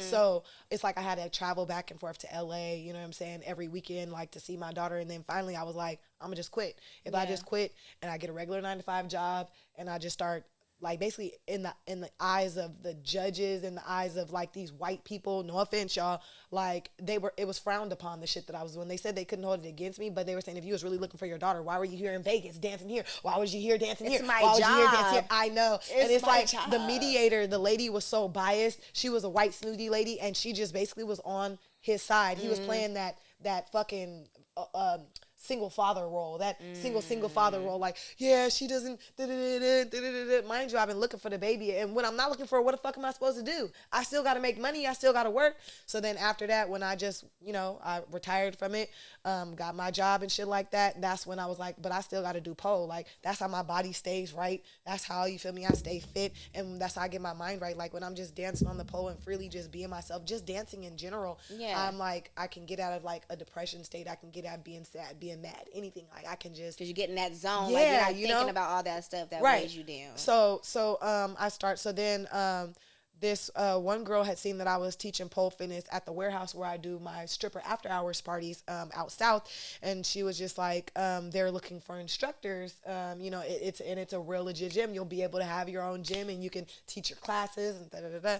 So then I checked it out, went in for an interview, got hired, and I've now been there for a year, and I started in the first week of February, so for a year and about like a year and 2 months now. So it's sometimes it has its ups, sometimes it has its downs, the clientele, sometimes it's big, sometimes it's not. But honestly, I love to teach. So I don't care if it's one person. We in there clapping ass. Period, right. And it's something that you love to do. So it's good no matter what. Yeah. And just to see them happy and them feeling like the woman empowerment, that's the part that I love. They feel confidence. Yes. Because just like how you said, you need to come to one of my pole classes. And you will start feeling yourself. Okay. You're going to see yourself in the mirror. You're going to be like, oh yeah. Oh yeah. It's a baby. Who is that? Oh, yes. When do you do your pole dancing class, your pole fitness? Every Thursday, I have a private class where you could do one-on-ones, or you could have your group class from 5:30 to 6:50, and then I do my group classes from 7 to 8. Okay. And then Saturdays, I do my one-on-ones from 8 in the morning to 9 in the morning. Okay, girl, you got to schedule it down, packed in everything for that. Yeah, so it keep you in shape and boost your confidence, get you feeling sexy for yourself or for your man or whoever. Period. You know what I'm saying? So I'm definitely going to have to check out one of your classes for sure and see what it's about. Please do. So what is your favorite thing to do outside of entertainment? Like, if it's just regular, schmegular, Shania chilling, I don't have anything booked right now for today, what would you be doing? Like, you like to draw? Do you like to go out and, just travel different places? Are you a foodie person? Go to different restaurants? What is your favorite thing to do? Honestly, like kind of a little bit of all of the above, because, we're water signs, so we go with the flow. You know what I'm saying? So, honestly, I love basketball. So whenever I get around a court, or if I get around, I can see some little kids, I got heels on. Let me throw that ball real quick. Come here. Let me throw that. Got on nails and everything. You can't play. Let me see that. Man, go ahead and give me that ball real quick. I shoot it. Oh, she made it. Like, and then they're all looking at me like, what the heck? Like, I love anime. So, yes, I'm an anime freak, y'all. I might not look like it, but I wouldn't have got that from you. Yes. See, it'd be like, I love fucking anime. Trunks is my husband from Dragon Ball Z. Inuyasha is my motherfucking husband. Who else I wanted to fuck from the cartoon world? Because them niggas, because when I was little, them niggas was my niggas. I promise you, my cousin had gave me a Dragon Ball Z card with Trunks on it, and I had that till I was grown, until I got my purse stolen from me on the Amtrak. And I had that motherfucking card in there, and I promise you, Trunks is my husband, I'd kiss it. You know what I'm saying? Like, and I was grown, so in my mind, I'm like, yeah, we fucked. That's my nigga. Yeah. Oh my God. We gonna have little anime babies and all the shit. I done went to anime conventions. I was about to say, have you been to Comic-Con and stuff like that? Like, have you been? I have, and I'm also Catwoman on Hollywood Boulevard. So I dress up as Catwoman. I take pictures with the tourists. My friend is Robin. I have another friend. He's Zorro. He has a twin brother. His other twin brother is Zorro too, or he be Spider-Man. Wow. And these motherfucking people out there be tipping me $100 to whip them with my whip. They be tipping me $20 a photo. $20 per character. Stop playing with me. I'm to the back. When y'all see me in LA and y'all see me in that Catwoman costume, I'm to the back. Like, I'm getting to the back. Don't play with me. I love, like, basically all my stuff that I do that's for fun still kind of generates money. Because I like to do. The best. Yeah, I like to do photography. That generates money. I do the makeup, hair and the styling. That generates money. Yep. You know what I'm saying? And then of course, I just love hanging and spending time with my daughter. I like taking her to, there's this like little, it's called Gym Stars. And they have like this little, like, it's like a play Gym Stars area it's right over here off Hammer Lane for the kids. And then they have like this other little fun house little place that they just built over there by the big super Walmart. So I just like to, spend time with my baby, bond with her, and just basically do everything that I love, really. Okay. So what would your self-care routine be like? So are you taking bubble baths? Are you, chilling at the house? Shout out my Pisces, because that nigga know he got to massage this feet. He got to massage these legs, this glutes. You know what I'm talking about? He got to massage everything. He already know. You know what? I love you. You know what? I've been being mean to you. You the one I love. I've been being mean to you, and I'm going to be more nicer because at the end of the day, you be putting up with my bullshit, and you really don't got to because I'm an asshole. I'm not even going to lie. Like, well, let you admit it. When it comes to guys, because I like women more than I like men. I love pussy. Like, dick look ugly to me. Like, it do. Like, I just don't like the way dick look like. And then some of them got the shit where you got to peel it back. Some of them got the shit where it's hella dark but then pink at the tip. Some of it's shit curved. Like, I don't know how y'all can think that shit is cute, but it's not to me. I don't like it. Niggas send me dick pics. I almost said his name. I almost said the artist's name. Don't you? Oh, wait a minute. What artist? He just sent me a dick pic. I don't like the way it look, but I like him as a person. Like, so you don't like the way it look, but it feel good. It do. Okay. It do. It do. I like a good dick down from the back when I don't got cobweb coochie. You feel me? Yes, because it's cobwebs on this shit. I don't even know if it work no more sometimes, okay? But, I cannot. Yeah. Right. Give me a minute. Hold on. No, for real. That's why when Sukiana was talking about this pussy tight like a Asian ching chong or whatever, eyes or whatever. Yeah, this pussy tight, baby. Yeah. Okay. She said, I've been doing nothing. Okay. Yes, it's tight. My God. Yeah, okay. And when I say cobwebs, yeah, cobwebs. That shit popped in my mind from what was that Scary Movie? Yeah. Where he opened up and the bats flew out and then the weed whacker and shit. Like, I promise you, okay? I am fucking done. I just was about to come out of retirement, but then they fucked up. They didn't have a bag, so I didn't get undressed. But I had shaved just for that event. And if I wouldn't have shaved for that event, I would have been Chewbacca in that motherfucker. I would have been Chewbacca with cobweb coochie in that motherfucker. But you know what? I was like, let me shave. I save a little strip, though. I don't like baby pussy. My baby pussy is bald. I'm tired of looking at bald pussy. I got to have a little strip, something. I'm grown. I got to have something. Shit. Let me, something. But, oh my God. So no waxing for you. You're just like. I got waxed once and I got burned. I'm never going to do it again. I got wax burned. My skin is so sensitive. She said she used the sensitive stuff. Did she put like oil on it afterwards? Like, yeah, like she did. But it's still like, it was like burned. Like, I can't do it. I'd rather be hairy. Y'all going to have to deal with it. If you want to fuck with me, you better move the hair to the side. I am fucking done with you. Okay. So you said, I met your significant other earlier, and you said, you got more than one. Yeah. They know about. Okay, so I got my wifey. You guys can follow her on Instagram, POB Sancho. She is amazing. Okay, she is amazing. She's an amazing mother. She's an amazing. She works like with the old folks type home type thing. So she's a great spirit. She can dance her little ass off. She's a natural beauty. She don't wear makeup. Okay. She's a Filipino, Native American, and Latina.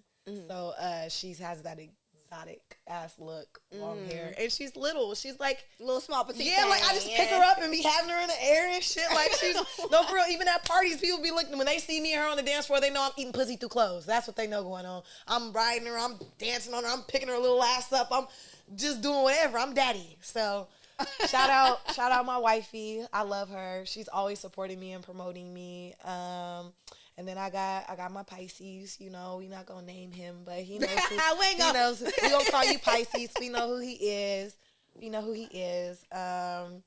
And you feel me? Then I got I got my little friend, my little my little boo or whatever. He my little friend. You feel me? He just got me a little chain. You feel me? I was gonna wear it today, but it kind of wasn't matching. It was like doing too much. I was gonna wear it, but I'm like, with this going around this and that, I'm like, chain. it's too much. But he got me a little chain. That's my little boo. But he's skating on thin motherfucking ice because he fucking recorded me while I was asleep while he was giving me a massage, and he posted it on Instagram, and I got mad as fuck. Like, why would you post me while I'm sleeping, While I'm friend? sleeping. Friend, why? Friend, why? Do you not want to be my friend no more?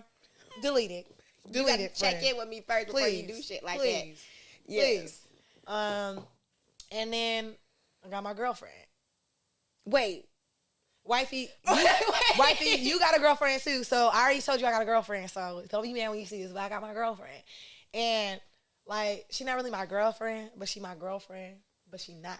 Cause it's like she knows she is, cause I tell her she is, but she be like playing. Like, yeah, it's like she really like girls and I really like girls, but she like, I think she like, I don't know, like I think she's more the type that like wants like a manlier man, because I feel like she doesn't take me serious with my advances. So she would need like a stud or something. Yeah, maybe, like cause the thing is like, girl. she like she's already like press on her daddy, like way she is, she's like kind of like, I'm like hella bubbly and she like, what's up, baby? You know, she like that. Yeah, like, she hella laid back and hella chill. Like, and like, I like to be daddy. And she likes to be daddy. So I feel like, have two daddies. Yeah, I feel like it just like might kind of clash. Cause like when we be dancing in the clubs, I want to be behind her. And she like, nah, bitch, turn around. And I'm like, you to turn around. Like, shit. So it's like, you know, I told her that I had a big crush on her. I want her to be my girlfriend, but she don't be never taking me serious. T.S. Ivy, yeah, you my girlfriend. Fuck is you talking about? You my motherfucking girlfriend. Yeah. Period. That way. I'm gonna see you tomorrow, baby. See my wife and my motherfucking girlfriend tomorrow. Okay? And then she just so out when she like, look, this is what it is. This is what it is. You don't have any say so. Thank you. Period. Okay? I mean, I told the little Pisces, he can go get his little dick sucked. I told him. I said, you can go get your dick sucked because I don't suck dick. I've been retired from that shit. I've been retired. I kiss my baby in the mouth. I can't do it. It's a psychological thing. Yeah. So I'm like, you want to get your dick sucked?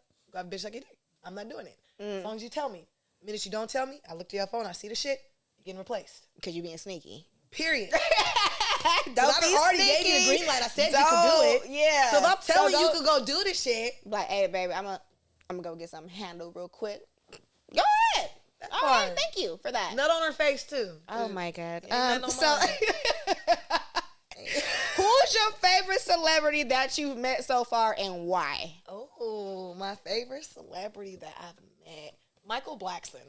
Oh, you motherfucker. Yes, you motherfucker. Yes. It's some bullshit. Yes. Okay. Because that nigga is really funny in real life. Yeah. Right? So, he's funny. It was the, what award show was it? It was the Oscars. It was the Oscars. It was the Oscars after party. We out in LA or whatever. We in Hollywood. And, he had came through the little lobby area where I was at, and I'm like, Michael Blackson. And he was like, you talking to me? Like he just and then like he's just being like his funny stuff. I'm like, excuse me, like, you know, like, I mean, you funny as fuck. I've always watched you. Like, you feel me? Like, can I get a photo with you? Or like, nah, you can't get no motherfucking photo with me. Like, and I was like, oh shit. Like he was playing. Yeah, I was like, damn, he really mean in real life. Like, he was like, nah. And then some people were like, oh, you're not gonna get a photo. He was like, nah, just play, don't play. And then he got ready to take the photo. He's like, come on now. He's like, come on now, you asked for the photo. Like, he's like, come on, rush it. Like, and then he was like, come on, get me a good angle. Like, he's really goofy. Like, I could see myself being like that when I get to a level of where I want to be. I can see people coming up to me like, oh, you're not even like, duh, come on, baby, let's get a photo. Yeah, like, talking about crazy, but yeah, like, they like, I thought that you would have just been stuck up or something. Like, no, I'm down to earth. I'm me. So, yeah. I liked him. He was pretty cool. Another one, let me think.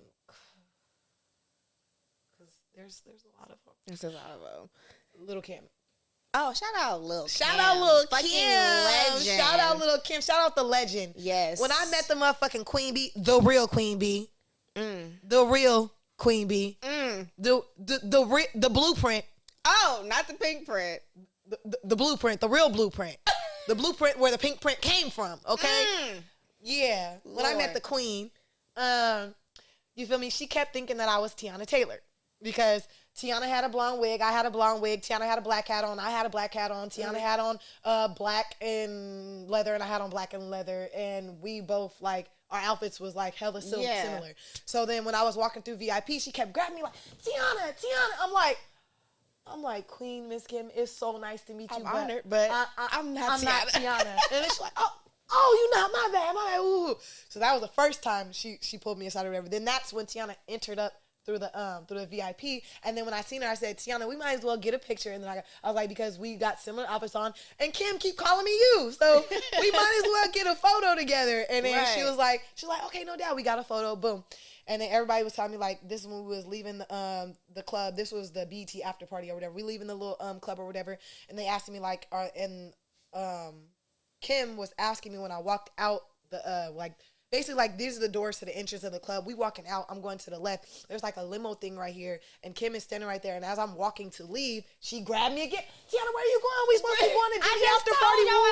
We supposed to I said, because she was drunk. Like, she was lit. She was on. But it is what it is. You was having fun as fuck. You could grab me anytime. Grab me. Pull me. Okay? Put me on a song. We can do it together. Okay? We can say, fuck these bitches together. All right? So then she's like, oh, you come to after party, woo, woo. And then I was like, it's an honor, Queen. I was like, but again, I'm not Tiana. Oh, you not. I'm like, it's okay, but I'm NiyyaBby. I'm an artist as well. She gave me a hug, and then, she went about her way or whatever. I wasn't like, because with me, I don't try to be like hella starstruck or whatever. I don't try to be like, and then it took for me to have a negative situation with Nicki Minaj for me to realize, like, it's certain ways that I'm not going to come at these celebrities because they're going to think that, like, you're, like, fanned out. And I'm not fanned out. I'm a fucking artist. I'm a fucking entertainer. And I'm honestly talented more than half the people that's actually publicized. I'm just not publicized. So it's like I carry myself to a certain, standard. So I feel like, people should, look at me that way. You get what I'm saying? As such. Yeah. So, I just... Those are two people that I feel like it was amazing. Those shout out Michael Blackson and Lil Kim, and honorable mention Tiana Taylor. Period. Shout out Tiana Taylor. Yes. Okay. I want to be a backup dancer. I might be an artist, but I'll fuck that shit up too. Don't play. Okay, because she be. No, because they was talking about her dancers' toes when they was doing the little thing. I'm like, I'm gonna fuck if they was too small. I still would have hit it for you, Tiana. I don't care. Smash toes and everything. Do it for Lil Saint. Period. Okay. So that crazy pool party that they had in Stockton, they brought the whole fucking city out. I wasn't there, but I seen it. I was like, damn, let's pull y'all up upside down the pool. Right. You got to perform, right? And open up for her. Yeah, I got to open up for Sukiana. How was that experience? Like, it was how did that come about? It was actually really lit. My girl Chloe Kaboom, shout out my sis Chloe Kaboom. She was performing, and she got put on with Bear and David B. And then we have a feature together. She was like, nah, you feel me? Because I was already trying to perform, and I was already trying to host. But, like, there's always politics in the Bay Area. Mind you, we from Stockton. Yeah. I be getting did dirty because I'm not from the Bay Area. And I be having to fight that for my, against you. You know what I'm saying? For my rights. Like, no, you gonna put me on this show. Like, or you gonna fit it in there. Or you not gonna count me out. Like, I don't give a fuck. You know what I'm saying? So I was like, well, I'm gonna make it on this motherfucker one way or another. Right. So then I was hosting, and I was like selling tickets and shit like that. And then that's when Chloe was like, let's perform our songs. And then that's when Bree, shout out Bree, she made my flyer for the performance. And then when we got there and shit, me and we were already on the stage and shit like that. And I had already had a gift for Sukiana, so I had brought her a dildo. And yeah, I had brought her a bag with it. It was like a cute little blue bag with it. It had a dildo that sucks on your clit and fucks you at the same time, and it's waterproof. And then I had got her some mink colored lashes, like it had colors at the end, from one of the boutiques that I do brand ambassador for. I had got her like the little fan spray thing with the water because it was hot as fuck out there. Yes. And then it was like some other little things, and it was like a goodie bag because I was just telling her, like, if I'm opening up for you, like, I'm just I'm showing my appreciation that, like, you're sharing your platform and your stage with me. You know what I'm saying? And then after that, she was like, I fuck with you. She hit me up on Instagram, like, whenever I'm out here, it's good, slide, woo. That's why at the auditions, when I seen her, I'm like, Nat, you know me. Suki, you know me. Tommy, you knew me in the hallway. Stop playing with me. I'm really out here. I'm outside. I'm out here. Before you was a judge, I was opening up for you, and we already got pictures before this shit. So, yeah, you know what I'm saying? Like, I just feel like the world is not gonna deny me anymore. I'm stepping on necks. I'm doing whatever the fuck I gotta do to be where I gotta be, because I'm tired of being like pushed to the side, pushed to the back burner, slept on. I'm 31 years old. I don't have no more time to play no games. Like it's You coming all for the way what's yours. up, or you feel me, or it's nothing. Like, Yeah. and I'm not giving up. So all the people that's been sitting there waiting, all you 32.6K followers that be sitting there watching me all the time, don't like shit, don't post shit, don't say shit, I'm still winning. She's not letting up. Period. And that's where we're at with it. Thank you very much. Okay. So you already answered this question, because I was going to ask you, are you single, and why or why not? If y'all want to holler at me, I am. She's single. Look, I am. She's single. I'll be single for you. You got a bag? So have you ever dated another artist, though? Okay, so let's define dating, because dating in the modern day age now is different, because dating and being in a relationship and talking to somebody and then having a fuck buddy, or having somebody It's so many categories and levels. So we'll break it down and go into levels. Okay, so I've had people that have just wanted to fuck, and I know that they want to fuck, and in my mind I know they want to fuck, but they saying some other bullshit because they trying to get me to that level. You know what I'm saying? So I'm not stupid. There's some people that are straightforward as fuck. Like the homie NiyyaBby, he's straightforward as fuck. I fuck with you. Shout out Haiti. Shout out all his family. That's actually Devontae's blood cousin too. Right. Yeah. I love his mom. His mom, whenever she see me, she give me love. She always write me. We take photos. She dope as fuck. But don't feel no type of way about what I'm about to say about your family members. No disrespect. But I wanted to do a feature with him, because before he really like got on, we're both from Stockton, and he had asked me for advice. Yeah. And mind you, I keep all being my in the receipts. industry or yeah, rapping and everything? Yeah. Okay. And mind you, I keep all receipts or whatever. And so that's how we had like, been, tapped in and stuff. And of course, because I know his family, I grew up with his family. Like, I've known them ever since I was little. So I'm telling him, like, we need to do a song. I seen he did a song with these two twins that were from out here or whatever. So I'm like, we need to do a song together. What the fuck is only right? Like, I'm female Stockton, you male Stockton. Like, when you think of Stockton, who the fuck do you think about? You think about fucking NiyyaBby and NiyyaBby. Stop. Stop. It go together.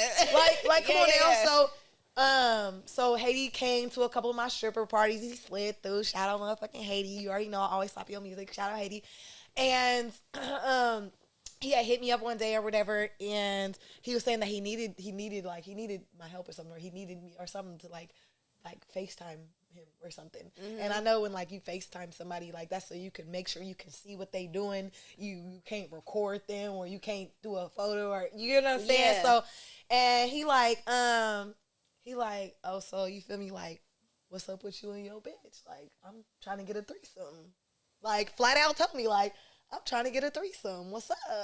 And I'm like, thinking in my mind, like, I'm not fucking you. You didn't give me no feature. Yeah. And I'm not mixing business with pleasure. I want to work with you. I don't want to fuck you. Yeah, it's either one or the other. But in my mind, I'm like, he was at his little, he was with his trainer, and then his personal trainer came, and I was like, basically like kind of just laughing the shit off, like just talking to him or whatever, and then he was just like, basically like saying like, I'm gonna call you back, whatever, I gotta get back to my training. His personal trainer walked up or whatever. And then we just kind of like left it as that. We never like really talked about it again or whatever, because like I wasn't gonna press the issue, and because I don't want him to press issue, right? Because like honestly, no lie, like that's the homie. Like I would see him as a person. Like, we could go get money, we could go do tours, we could go do shows, we could go. Feel me, get some money off some bitches. You know what I'm saying? Yeah. We can go. Yeah. You know what I'm saying? So in my mind, I'm like, you my friend. Like, I don't want to fuck you. Like, I want to fuck with you though. You know what I'm saying? So see, some of y'all niggas need to hear that. I don't want to fuck you. I want to fuck with fuck you. With you. Period. Like, we can get this back together. You feel me? And he was telling me like basically like if I did the threesome, like he'll do the song with me and like put all my dancers and my girls in his music video and shit. And I'm like laughing it off like, yeah, sound good, but like no offense, but no, I'm not doing that. I don't get down like that. Like, don't get me wrong. Like, if I wasn't in the music industry, you feel me, and then I seen Haiti, I'd fuck him. I probably would, because he's fine as fuck. But I'm in the industry just like you, and I want to be taken seriously just like you want to be taken seriously. Right, you don't want to go to something what I'm saying? Like, my craft speaks for itself. I got some good-ass music, you know what I'm saying? And with both of our like-minded individuals, for us to work together, I know we would have made some fire-ass shit. Right. And we both got the same engineer. He goes to Unseen Asylum. I was going to Unseen Asylum. Whenever I go in there and record, I see NiyyaBby's plaques. So in my mind, I'm like, we need to already be working together, you know? Like, fuck. And then, damn, if something happened, it happened. I'm sure. Well, God damn it, it's gonna happen. But right now, we're trying to get to this bag. Right. And then there was D-Lo. We don't give a fuck about no hoe. Or D-Lo, if you don't give a fuck about no hoe, all the shit I've been hearing, he clearly gives a fuck about hoes. Like, and my whole thing is like, I love D-Lo. We got this little love-hate situation, little friendship or whatever, because from the beginning, you feel me? Like, basically, me and D-Lo was like talking or whatever the fuck you could call it. I was, you know, filming for him. We would go to his birthday celebration, pop out, might be kicking in the car, like, might see each other stuff. Like, we would just, it was like maybe like a little talking, like kicking it type shit. But I actually like D-Lo like more than that. But my game goofy ass, I'm hella gullible. Like, when we're from Stockton, we don't really know how shit really moves in the Bay Area like that. It's real fast. They're hella fast paced. They're real, like, really about that life. You know what I'm saying? And it was just like, I want to be his girlfriend, but his hoes is like, nigga, you ain't about to be fucking with no square bitch. If she ain't running in a bag for us, nigga, if she ain't getting this money for us, nigga, you not, like, what the fuck? Like, the fuck? So he, you feel me, he was just telling me, like, you feel me, like, you know, you cool as fuck, I fuck with you, you know, you feel me, I rock with you, but like, he can't fuck with me like that. Like, if I'm not fucking and I'm not, you know what I'm saying, getting the bag for him, all the shit, like, and he was just like, you know, and I'm like, Did you respect him more because he told you straight up like that? I did respect D-Lo more for telling me, because at least I knew, like, okay, fuck it, we could just be friends. It is what it is. But at the same time, you feel me, when he went to jail, you feel me, you know, we talked a couple times, you feel me. Then when he got out of jail or whatever, you feel me, we talked, and then, you feel me, like, we do FaceTime and shit like that or whatever. We FaceTime each other and shit. You feel me, FaceTime with him. And then my brother had just passed away, you feel me, some couple months ago and shit. And thank you. And you know, it was I'm getting choked up.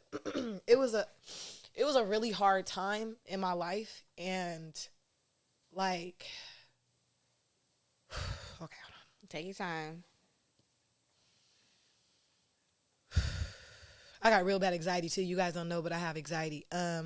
It was a really hard time in my life, and I just needed people to actually like just like be there, like, you feel me, like for support.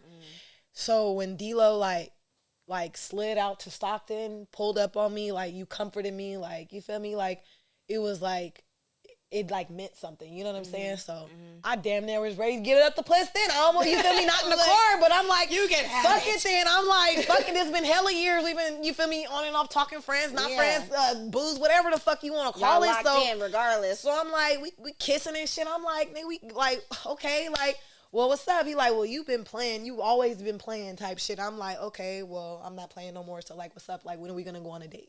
When are we going to go? We talked about going to the movies, talked about playing basketball because we both play basketball. And then we talked about, feel me, getting a hotel. You feel me? So, yes, I'm spilling the beans because your ass didn't do it. And the fuck?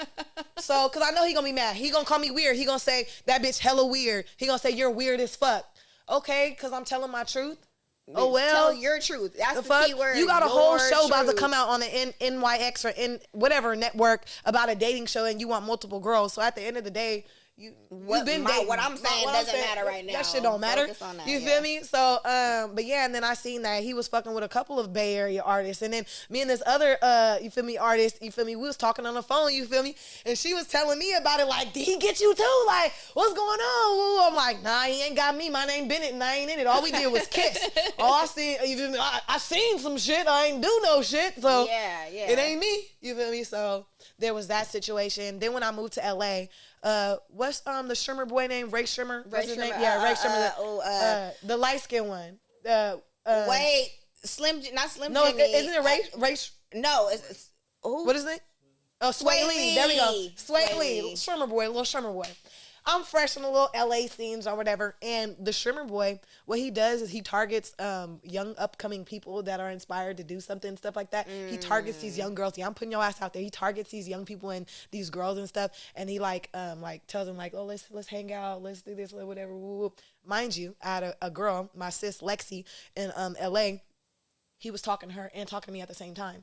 Mind you, we weren't friends at that time. She came to see one of my roommates because in LA, everybody be sharing. Like, you have a big ass house, but then there's hella people living in that house because it's hella expensive. It's hella, like, I was living in Hollywood. Okay. So my girl Lexi, she's not my girl at the time, but when she came over to visit one of my homies that stay there, and he was trying to talk to her or whatever, but she came in the room to ask me, like, is he trying to fuck with you? Because I know all y'all live in this same place, but all of them, they got girls and he don't, and you single. So like, she just wanted to know what's up because I was cute, you know what I'm saying? She wanted to know what's up or whatever, like, what's going on? Ooh. And then I was just telling her like, no, I'm talking to Sway Lee or whatever, right? And then she's like, I talked to Sway Lee type shit. She showed me her phone, I show her my phone. I'm like, that's really the same number, like, because I FaceTimed him. I've seen him on, you know what I'm saying? He's sent videos, so we know it's him. You get what I'm saying? I didn't go meet up with him. She did because she wanted to see what was gonna happen or whatever. So that's neither here nor there. That's her story. But I didn't meet up with him after I seen that. Oh, this is what you do. She got less followers than me. You talk to these females that are unknown because you're so known, and you just feel like you could just. No. You can just do what you want to do. Yeah, so I'm like, no, I'm cool. I'm not fucking with the shrimmer boys. No, I don't want the shrimmer. I don't want the shrimmer. So what would be your ideal type of man or women? What qualities would they have to have for you to be like, you know what, we could go on a date? What would they have to do? Spoil me. Spoil you? Spoil the fuck out of me. If you spoil me, you probably can damn near get anything. You spoil me, I'll be nice. But when I'm not happy, then I'm a whole asshole. I'm a fucking asshole. I hate it. I really do. Sometimes I be like, I want to be nice. I do. Only person that actually really gets my full niceness, besides your daughter. Yeah, besides my daughter, is probably my wifey. Like, cause she's like so innocent and pure. Like, I just love her. Well, she ain't innocent. Her freaky ass. You freaky. But, she got the tongue thing going through here. And yeah, she freaky. But when you look at her up here, she just looks so innocent and so cute and adorable. Like, yeah, like a little. Yeah, like a little doll. Just put her on a shelf and come back and fuck her when you want to. Like, oh my God. The blow up dolls. Little baby blow up. No, man. I love you. I am dead. Okay, so your ass is crazy. So what trait do you feel you need to have to survive, like, in the industry, in the entertainment industry? Like, what do you have to have a lot of in order to get yourself, you know what I'm saying, heard and people to take you seriously? I think you just have to have a really firm and strong backbone. Like, you can't, like, when basically people try to give you bullshit, you gotta like stand your ground firmly. You cannot allow them to play with you. Let them play with you once, they gonna keep playing with you. Like, you just have to like let them know what it is up front. Like, put it like this. I told people, I said, I'm not coming out no more for no hostings, not unless y'all paying me, right? So then when people started booking me, they already knew like, okay, well, we got this or we got that, or, you know, just mergers or certain things that will work towards that way in my favor. Like, they knew like my energy, my spirit is a gift. So if I'm about to come out and y'all want this present, y'all want to be in my presence, you feel me? I need some money. I need that. Because I'm going to get your shit lit. It don't matter where we are. We could be on a fucking sidewalk. Nigga with a sign. I bet you that motherfucker going to get lit. Crowd around you in about 10 Bet minutes. the car stop. They stopping and shit, pulling over. What you doing? Twerking on the side of the road. Hello. How you doing? So just a strong backbone. I could definitely see that because shit, you got to jump through all type of loops and hoops, and people will try to play you and, you know, set up and all type of shit. So you definitely do have to have a strong backbone. I agree with that. So my last thing is, what advice do you have? And it could be about anything. It could be about the industry. It could be about family. It could be about confidence. It could be about anything. What would you tell the listeners and the viewers right now? I would tell you guys to stay true to yourself. There will be a lot of people that will come in and out of your life, but at the end of the day, if you remain you and stay you, you will always prevail. What's meant for you will always be for you, and nobody can take what's meant for you from you. Don't look at other people and be like, oh, well, I want that or I want this, because everybody goes through what they go through to get them where they need to be. There will be people that come in your life for a season or for a reason. They will either be a blessing or a motherfucking lesson, okay? So take that into consideration and just do unto others as others do unto you. Love people wholeheartedly and don't spill out hate, and watch you generate goodness, okay? Well, that was a word, a very powerful word, and very true to that. So thank you so much for coming on once again. Like, this has been a great ass episode. Right, this is a great episode. Firecracker for Now, sure. Thank you. Yes, ma'am. So tell everybody what you got coming up next. Any events, new music coming out. What do you have coming up next for NiyyaBby to Fly? Okay, so I just dropped a promo video for my song Game Over featuring Grimy Kid. I just dropped that yesterday, and I said 100 likes and 100 comments, and I would drop it. I know y'all waiting for me to drop it because y'all done gave me over 200-something likes and over Where's something comments. that? They like, where the fuck the video at? When I get home after this interview, I'm going to go drop it, okay? I promise you. I'm going to go drop it so y'all can see the full video. And then I am hosting tonight, okay, at Insomnia Nightclub for ASM. It's Boomster, right? Am I saying Boomster? Mm-hmm. Okay, I'm saying it right. Cause I be saying Bompster, and then people be saying like, you saying it wrong, and I'm like, I want to get the artist name. Yeah, it's Boomster, ain't it? Am I saying it? It's Boomster. I feel like it's Boomster. Are we wrong? ASM Boomster. Look. Do not be mad at me. I'm still coming to host still and turn your shit up. Okay? Just know that I'm bad with names, but last time you was in the motherfucking last time you was in the town, it went down and I was on stage getting that shit lit for you. I'm gonna do it again, okay? All right. That's tonight, on the 14th. And then tomorrow, the 15th, at Key Rico Nightclub, I will be having my show. Okay, and guess what? I got motherfucking backup dancers. I got motherfucking my friend D got it. Our song Big Mouth, that dropped probably a couple months ago. Big Mouth remix. It's out on all platforms. You guys can go and download it.